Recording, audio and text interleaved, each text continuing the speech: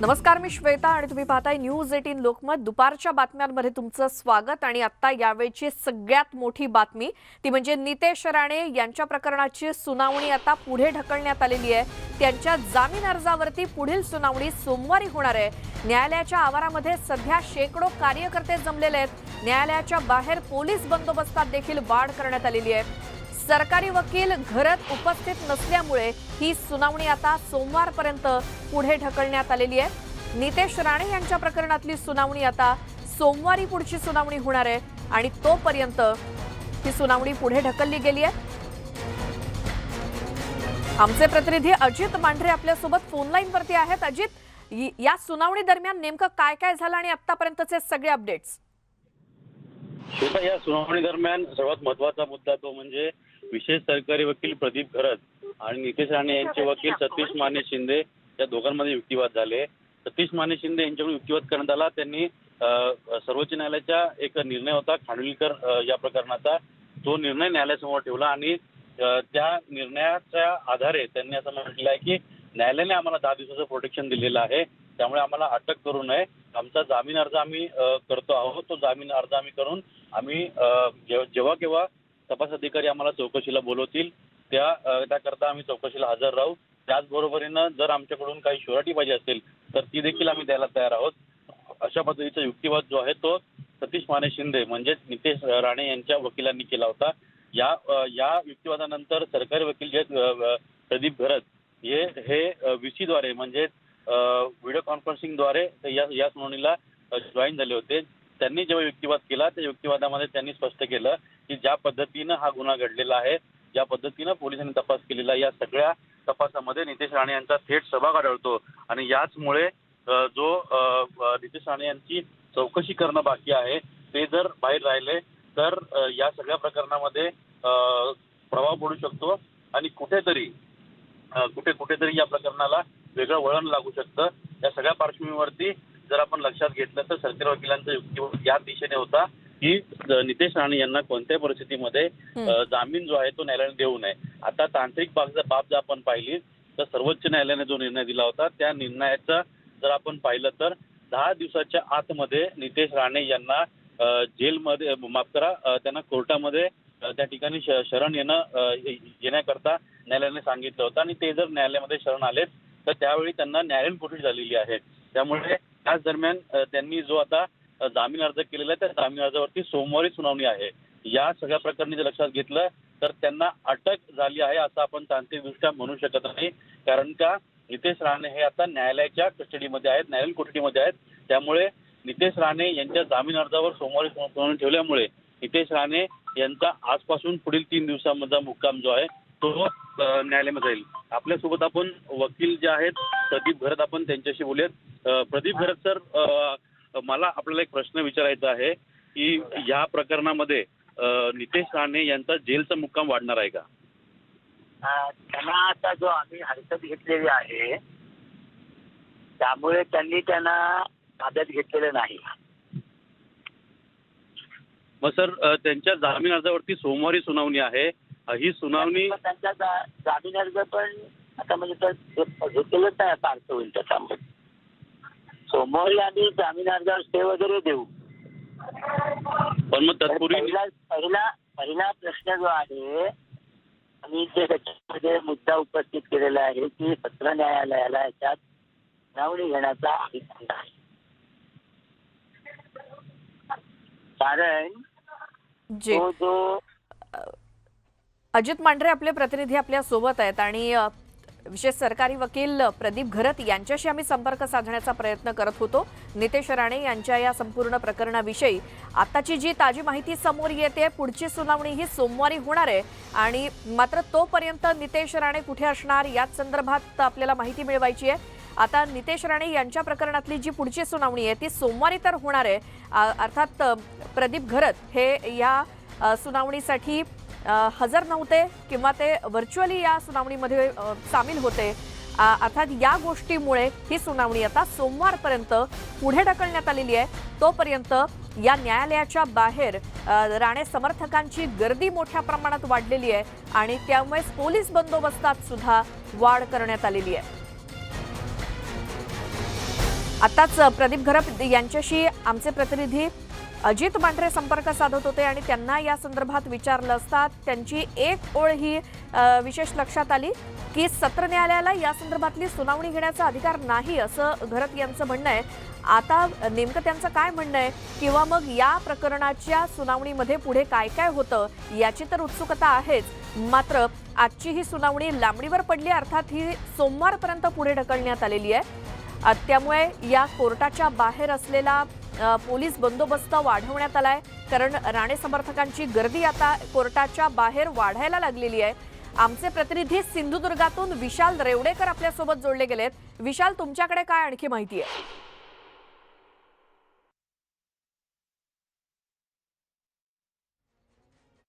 विशाल रेवडेकर यांच्याशी आपण पुन्हा एकदा संपर्क साधण्याचा प्रयत्न करू, मात्र ही दृश्य सिंधुदुर्गातल्या सत्र न्यायालयाच्या बाहेरची आहेत।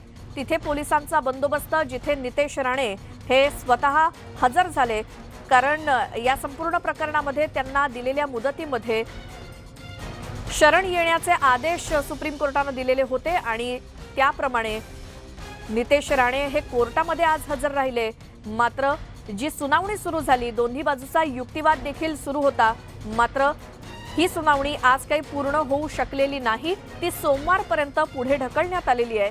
त्यामुळे आता नितेश राणे यांचा सोमवारपर्यंत मुक्काम हा न्यायालयीन कोठडीमध्ये राहणार का, किंवा मग सोमवारपर्यंत काय काय घडामोडी घडतात याकडे आपलं सगळं लक्ष असणारच आहे। न्यायालयाच्या बाहेरची ही सगळी दृश्य आम्ही तुम्हाला दाखवत आहे, जिथे पोलिसांचा बंदोबस्त आहे आणि तो आणखी वाढवण्यात आलेला आहे। आपले प्रतिनिधी अजित मांढरे हे देखील या संपूर्ण सुनावणीकडे लक्ष ठेवून होते आणि घरत जे विशेष सरकारी वकील हे आजच्या सुनावणीसाठी प्रत्यक्ष हजर नसल्यामुळे ही सुनावणी आता सोमवारपर्यंत पुढे ढकलण्यात आलेली आहे असं सांगण्यात आलेलं आहे। मात्र तोपर्यंत नितेश राणे कुठे राहणार हा देखील प्रश्न आहेच। या संदर्भातली आपण सगळी माहिती मिळवूयातच, मात्र आता नितेश राणे यांच्या प्रकरणातली सुनावणी सत्र न्यायालयानं सोमवारपर्यंत पुढे ढकललेली आहे।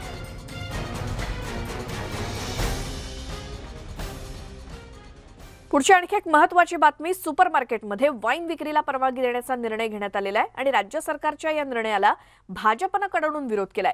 महाविकास आघाडीचं हे सरकार नेमकं आहे तरी कोणाचं, असा सवाल विरोधी पक्षनेते देवेंद्र फडणवीसांनी केलाय। तर हे मध्यराष्ट्र बनवण्याचा विचार आहे का, असा सवालही भाजपच्या नेत्यांनी उपस्थित केलाय। या निर्णयातून सरकारचं मद्यप्रेम दिसून आल्याची टीका त्यांनी केली।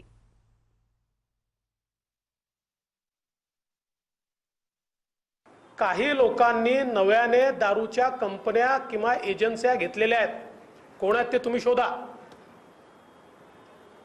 आणि अशा लोकांच्या भल्याकरता हा निर्णय घेण्यात आलेला आहे। आणि एवढंच नाही तर वाईन तयार करणाऱ्या एका फार मोठ्या उद्योजकासोबत नेमकी कोणाची बैठक झाली आणि ती कुठे नेमकी झाली, विदेशात झाली का, अशा प्रकारचा प्रश्नही आम्हाला विचारायचा आहे। आणि म्हणून हे काही साधा घेतलेला निर्णय नाही आहे, याच्या मागे फार मोठं अर्थकारण आहे, अर्थपूर्ण पद्धतीनं घेतलेला निर्णय आहे। आणि महाराष्ट्राला मध्यराष्ट्र बनवण्याचं हे जे काही स्वप्न या सरकारचं दिसतंय त्याचा आम्ही निषेध करतो। भारतीय जनता पार्टी को किसानों के हित के बारे में कोई चिंता नहीं है तो ठीक है, तो किसानों के बारे में बात करना बंद कर लीजिए। जब भी कोई निर्णय आता है तो ये विरोध करते हैं, विरोध करना उनका काम हो गया है। महाराष्ट्र में एक बहुत बड़ी इंडस्ट्री है वाइनरी की, बहुत बड़ी इंडस्ट्री है, और इस इंडस्ट्री से किसानों को भी उनको एक फिनेंशियल हेल्प मिल रहा है, आर्थिक हेल्प मिल रहा है। तो ये बढ़ाने के लिए, किसानों की आमदनी डबल करने के लिए मैंने किया है, हमने किया है। कोरोनामुळे महसुलात झालेली घट भरून काढायची असेल तर वेगवेगळ्या पद्धतीने महसूल वाढवणं आवश्यक आहे, असं मत शिवसेनेचे खासदार विनायक राऊत यांनी व्यक्त केलं। तर महाविकास आघाडी सरकारची राजकीय दिवाळखोरी दाखवणारा हा निर्णय असल्याची प्रतिक्रिया भाजपचे प्रदेशाध्यक्ष चंद्रकांत पाटलांनी दिली। मॉलमध्ये वाईनला विक्रीची परवानगी देणं याच्यामध्ये काय गैर आहे असं मला वाटत नाही. महसुलामध्ये कोरोनाच्या नंतर महसुलामध्ये झालेली घट भरून काढायची असेल तर वेगवेगळ्या पद्धतीने अशा पद्धतीने महसूल वाढवणं हे आवश्यक आहे. एकीकडे केंद्र सरकारकडे असलेला जवळजवळ आता 55,000 कोटी रुपयाचा GST तो द्यायचा नाही. महाराष्ट्रातल्या महानगरपालिकांचा असलेला जवळजवळ 4,000 कोटी रुपयाचा निधी तो अजून दिलेला नाही. मग ते दिल्लीतून निधी देण्याबद्दल नाकेबंदी करायची आणि राज्यामध्ये निधी उत्पन्न वाढीचे पर्याय शोधल्यानंतर त्याविरुद्ध बॉम्ब करायची हा भाजपाचा दुटप्पीपणा आहे. राजकीय दिवाळखोरी आहे असं मला वाटतं. आणि एकदा का बरं रेशन दुकानं, मॉल, अशा प्रकारे शॉपिंग कॉम्प्लेक्स हे इतके भरवस्तीमध्ये असतात. त्याच ठिकाणी दारू उपलब्ध करून देणं, त्यानं वाईन म्हटलं, वाईन म्हणजे दारू नाही का म्हणतो, मराठी अर्थ दारू होतो. तर हे सगळं राजकीय दिवाळखोरीचं लक्षण आहे. तरुण पिढी बर्बाद करण्याचं एका अर्थाने उपक्रम आहे. तर वाईन विक्रीच्या घेतलेल्या निर्णयावरती वारकरी बंडातात्या कराडकर यांनी देखील टीका केली आहे. ऐकूयात. भारतीय स्वातंत्र्याच्या अमृत महोत्सव वर्षामध्ये एक धाडसी पाऊल उचलून ऐतिहासिक निर्णय घेतलेला आहे आणि तो सर्वसामान्य माणसांच्या अतिशय कल्याणाचा आहे. आत्तापर्यंत सामान्य माणसाला दारूच्या उपलब्धतेसाठी विशेष दारूच्या दुकानामध्ये बिअर बारमध्ये असं जावं लागत होतं. इथून पुढे त्याला जावं लागणार नाही. अगदी किराणामध्ये म्हणजे दारू त्याला उपलब्ध होईल.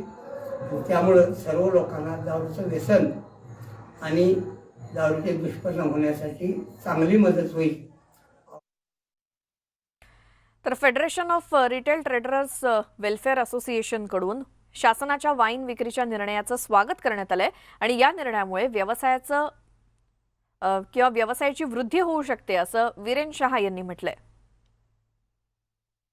Federation of retail traders welfare association of Maharashtra welcome करता है महाराष्ट्र कैबिनेट के डिसीजन को, जिसमें वाइन आप सुपरमार्केट और ग्रोसरी स्टोर 1,000 स्क्वायर फीट के ऊपर है उसमें बेच सकते हैं. ये डिसीजन से अच्छा एक मुनाफा होगा सुपरमार्केट और ग्रोसरी स्टोर को, और ऐसे समय में इस प्रकार का डिसीजन लिया उससे हम व्यापारी जो ग्रोसरी स्टोर्स और सुपरमार्केट के व्यापारी है इससे हम बहुत खुश हैं और ये सरकार का जो निर्णय है उसका हम स्वागत करते हैं. सरकारच्या याच निर्णयावर भाजपच्या नेत्या चित्रा वाघ यांनी एक ट्विट केलंय आणि सरकारवर टीका केली आहे. काय त्यांचं ट्विट आहे ते आपण पाहूयात. ते आपल्या ट्विटमध्ये म्हणतायत, वाह रे सरकार तेरा खेल, सस्ती दारू महंगा तेल, करप्शन करने पर कुर्सी और बोलने पर जेल, महिला सुरक्षा पर चुप और अपराधियों से मेल, तीनों पार्टियां अब वाइन करेगी राशन, दुकानों पर सेल, वाह रे सरकार तेरा खेल, सस्ती दारू, वाह रे सरकार तेरा खेल, सस्ती दारू महंगा तेल असं ट्विट केलं चित्रा वाघ यांनी. सरकार बेवडा और ठेकेदार अशा पद्धतीनं हॅशटॅग वापरून सुद्धा चित्रा वाघ यांनी सरकारवरती टीका केलेली आहे. भाजपच्या प्रदेश उपाध्यक्षा चित्रा वाघ यांचं हे ट्विट.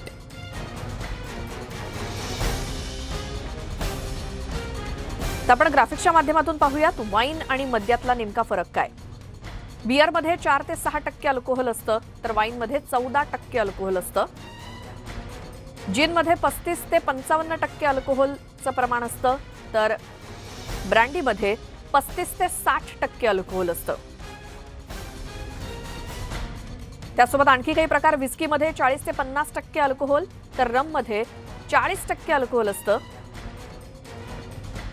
वाईन आणि मद्यातला फरक नेमका काय ते आपण पाहतोय.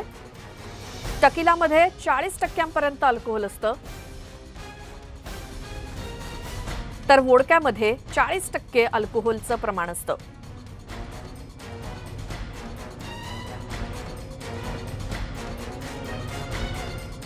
आणखी काही प्रकार, बियर बार्ली सातू जी गव्हापासून बनते आणि वाईन ही द्राक्षापासून बनवली जाते, तर फेणी ही काजूपासून बनवली जाते. तर रम ही उसाचा रस किंवा काकवीपासून बनवली जाते. हा फरक आपण स्पष्टपणे पाहतोय. टकीला अगावेपासून बनवतात, तर विस्की बार्ली आणि इतर धान्यापासून बनते, तर वोडका धान्य आणि बटाट्यापासून बनवला जातो. तर शॅम्पेन ही सुद्धा द्राक्षापासून बनवली जाते आणि बुरबान मका आणि बार्लीपासून बनवलं जातं. तर ब्रँडी ही द्राक्षापासून बनवली जाते. आणि कशामध्ये किती टक्के अल्कोहोलचं प्रमाण असतं हे देखील आपण पाहिलं.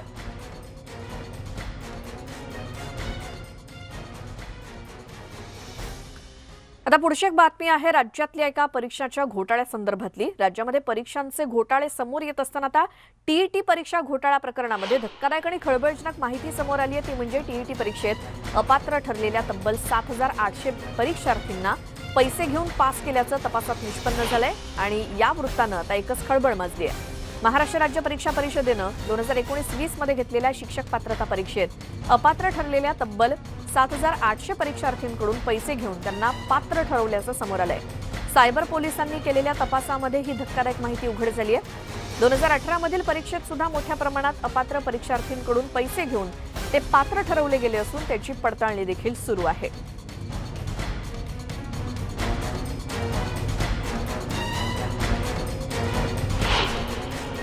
सर्वप्रथम हे जे 7,800 जे सायबर पोलिसांनी शोधून काढलेले आहेत, तर हे जर सेवेमध्ये असतील तर त्यांना त्यांच्यावर नियमाप्रमाणे कारवाई होईल आणि ते सेवेतून त्यांच्या बडतर्फ होतील. त्यांच्यावर पोलीस कारवाईसुद्धा होऊ शकते भारतीय दंडविधानानुसार आणि त्याप्रमाणे विभाग हा संपूर्णपणे कारवाई करेल. की जे याच्यामध्ये इन्व्हॉल्व आहेत ते सायबर जे कर्मचारी शिक्षक परिषदेचे असतील, महाराष्ट्र राज्य परीक्षा परिषदेचे असतील किंवा इतर कुठल्याही कार्यालयातले असतील, तर ते सायबर पोलीस त्याचे सर्व तपास करत आहेत. आणि महाराष्ट्र राज्य परीक्षा परिषदेची एकूण आमचे अधीक्षक आहेत ते संबंधित विभागाचे अधीक्षक सायबर पोलिसांना पूर्णपणे सहकार्य करत आहेत. आम्ही एकूण 10 कर्मचाऱ्यांची तिथे टीम त्यांच्याकडे पाठवलेली आहे आणि त्याप्रमाणे सातत्याने जे काय सायबर पोलीस ह्या तपास कामात जी काही माहिती मागत आहेत ती सर्व माहिती आम्ही महाराष्ट्र राज्य परीक्षा परिषद ही त्या सर्व यंत्रणेला आम्ही सादर करत आहोत. 2019-20च्या टीईटी परीक्षेमध्ये जवळपास 7,800 विद्यार्थ्यांना अपात्र असताना पात्र केल्याची धक्कादायक माहिती सायबर पोलिसांच्या तपासात समोर आली आहे. या परीक्षेत 16,522 विद्यार्थी हे परीक्षेला बसलेले होते आणि त्यांच्यापैकी 7,800 विद्यार्थी जे अपात्र होते त्यांना पैसे घेऊन पात्र करण्यात आल्याची माहिती सायबर पोलिसांकडून समोर येते. या सगळ्या प्रक्रियेच्या तपासणीमध्ये एकदा तांत्रिक तपासणी झाली असून पुन्हा एकदा प्रत्येक नाव आणि त्याच्या समोरचे मार्क तपासले जातील आणि त्यानंतर अधिकृत आकडा जो आहे तो स्पष्ट केला जाईल असं सायबर पोलिसांनी स्पष्ट केलं आहे. मात्र या सगळ्यामधली आणखी एक धक्कादायक बाब म्हणजे 1-2 नाही तर तब्बल 48% एकूण परीक्षार्थींच्या 48% परीक्षार्थी हे अपात्र असताना त्यांना पात्र करण्यात आले. यापूर्वीच्या 2017च्या 18च्या परीक्षांमध्ये सुद्धा असेच प्रकार झाले असल्याची माहिती समोर येते. त्या 2018च्या परीक्षांमध्ये जे अपात्र होते ज्यांना पात्र करण्यात आलं अशांची सुद्धा तपासणी सुरू असल्याची माहिती सायबर पोलिसांनी दिली आहे. या सगळ्यामध्ये आणखी एक महत्त्वाची बाब म्हणजे इतक्या मोठ्या प्रमाणावरती अपात्र विद्यार्थी पात्र करत असताना एक समांतर व्यवस्था ही चालवली जात होती जिच्या थ्रू पैसे गोळा करणं असू द्यात किंवा मार्क बदलणं असू द्यात, या सगळ्या गोष्टी केल्या जात होत्या. इतक्या मोठ्या प्रमाणावरती जेव्हा अपात्र विद्यार्थी पात्र केले जात होते त्यावेळेस या प्रक्रियेमध्ये केवळ बाहेरचेच लोक सहभागी होते किंवा 2 ते 3च लोक सहभागी होते असं म्हणणं हे धाडसाचं ठरेल. त्यामुळे पोलिसांनी या प्रकरणामध्ये आणखी तपास सुरू केला आहे. वारंवार राज्य परीक्षा परिषदेला ही तपासणी करा असं कळवूनही त्यांच्याकडून कुठलीही कारवाई न झाल्यानं अखेर आता प्रत्येक जिल्हा स्तरावरती जर ही माहिती तात्काळ दिली नाही तर राज्य परीक्षेच्या अधिकाऱ्यांवरतीच गुन्हे दाखल करू असा दमही सायबर पोलिसांनी राज्य परीक्षा परिषदेच्या अधिकाऱ्यांना दिला आहे. त्यामुळे आता तरी किमान ही माहिती पटकन मिळेल आणि त्यांच्याकडून जे अपात्र असून पात्र ठरवण्यात आलेले आहेत अशा शिक्षकांवरती कारवाई केली जाईल अशी अपेक्षा सायबर पोलिसांना आहे. त्या संदर्भातली अनेक पत्र रिमाइंडर्स ही सायबर पोलिसांनी राज्य परीक्षा परिषदेला पाठवलीत. मात्र कारवाईच्या नावानं राज्य परीक्षा परिषद अजूनही वेळ काढूपणाची भूमिका करते. या सगळ्याला जबाबदार असणारे आताचे सुद्धा विद्यमान अधिकारी जे आहेत त्यांना चौकशीच्या फेऱ्यात ओढण्याची गरज आहे. याचं कारण इतक्या मोठ्या प्रमाणावरती हा घोळ होत असताना केवळ 1-2 अधिकारी यात सामील जरी असले तरी ज्यांना या प्रकाराबाबतची माहिती होती ते पुढे का आले नाहीत असा प्रश्न आहे. त्यामुळे आता जे अधिकारी प्रत्यक्षात आता राज्य परिषदेचा कारभार हाकतायत त्यांची सुद्धा चौकशी होणं गरजेचं आहे. व्हिडिओ जर्नलिस्ट सचिन अन्साटेसह वैभव सोनवणे, न्यूज 18 लोकमत, पुणे. या बातमीसोबतच दुपारच्या बातम्यांमध्ये वेळ झाली इथेच थांबण्याची. मात्र सगळ्या ताज्या बातम्यांच्या अपडेटसाठी न्यूज 18 लोकमतच्या YouTube चॅनलला सबस्क्राईब करा.